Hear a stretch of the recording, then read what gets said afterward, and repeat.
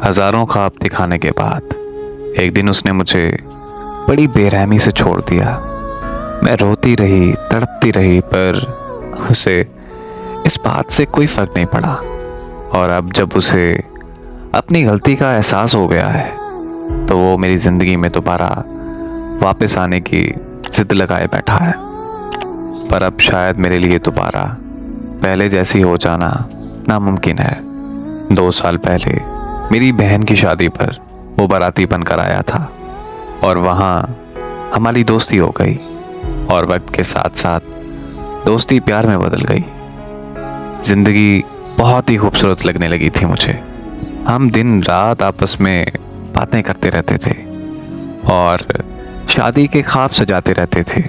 एक दिन उसकी बार बार कॉल आने लगी, लेकिन मैं अपनी फैमिली में बैठी थी तो मैं उसकी कॉल अटेंड नहीं कर पाई। तो उसके मैसेजेस आने लगे कि मेरी बात सुनो, मैंने तुमसे अर्जेंटली बात करनी है। मैंने फैमिली से अलग होकर उसकी कॉल अटेंड की तो वो मुझे कहने लगा कि आज के बाद हमारी बात नहीं होगी, मैं तुम्हें अभी के अभी छोड़ रहा हूँ। ये सुनते ही मेरे पैरों तले ज़मीन निकल गई कि आखिर मैंने ऐसा क्या किया है जो ये मुझे छोड़ने पर तुला है। और जब मैंने उससे वजह पूछी तो मुझे कहने लगा कि तुमने मेरी बहन के बारे में रिश्तेदारों में गलत बोला है। मैंने उसे बहुत समझाने की कोशिश की कि मेरा यकीन करो यार कि मैंने ऐसा कुछ नहीं किया और मैं भला ऐसा क्यों करूँगी। पर उसने मेरी एक नहीं सुनी और मुझसे रिश्ता ख़त्म करते हुए कॉल बंद कर दी। उसकी कॉल बंद होते ही मेरी तबीयत इतनी ख़राब हो गई कि मैं अस्पताल पहुंच गई, पर उसे कोई फ़र्क नहीं पड़ा।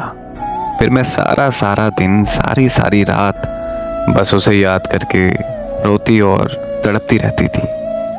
यहाँ तक कि मैंने 2 दफ़ा खुदकुशी करने की भी कोशिश की, पर दोनों दफ़ा बदकिस्मती से मैं बच गई।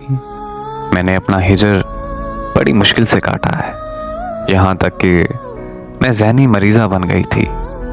पर अब मैं किसी हद तक ठीक हो चुकी हूँ और ख़ुद को संभाल चुकी हूँ। अब मेरी ज़िंदगी में उसकी कोई जगह नहीं है, क्योंकि अब वजह यह है कि मैं मोहब्बत से बहुत नफ़रत करती हूँ।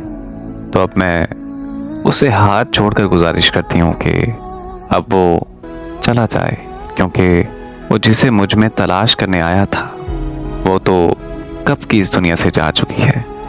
और वैसे भी माफ़ी गलती की होती है, किसी को जिंदा लाश बनाने की नहीं।